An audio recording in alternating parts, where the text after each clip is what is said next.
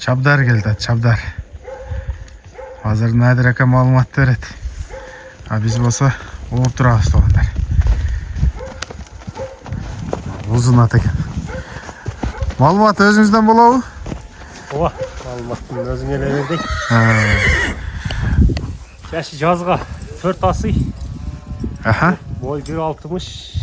Улак үйүрү талмай.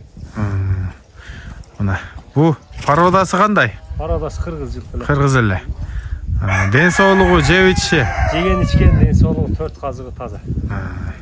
Өзүндө бир 2 улак чабылган боюнча ошо боюнча турат. Мына туугандар, жанагы 05 кадр менен тартып атам. Бою 1.60га тартып алат экенсиңер.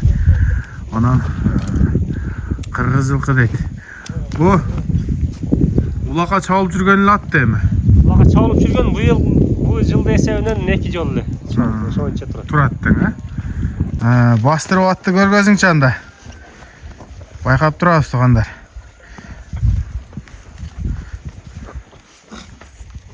Çabdar.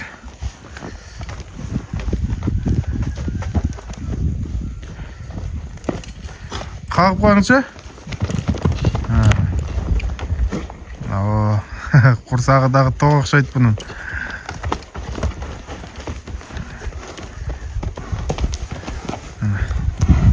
Şunda hayat eken. Hazır putu oğlum daha yakından tartıp görgözeyim.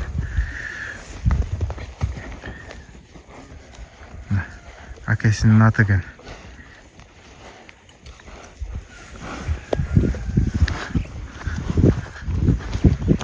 Ушундай токтоңдыр aka.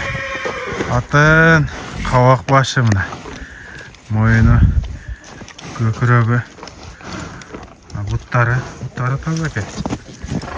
Тебеленген издери деле көрүнбөйт. Анан атка кандай баа коюлат Надир aka? Атка 255 миң. 255 миң. Мына бою 1.60. Улагы, үйүрү бар экен. Эми текшерип ала бересиздер сайыпкерлериңиздерди, палбандарыңыздарды алып келип, жакшылап карап, баасына келишесиздер. Эми кем болот, Надир aka? Кем болот. Бу кимдин аты болот?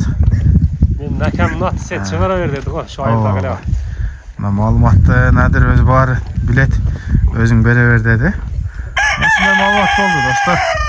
Эми кимге туура келген болсо сүйлөшөсүздөр.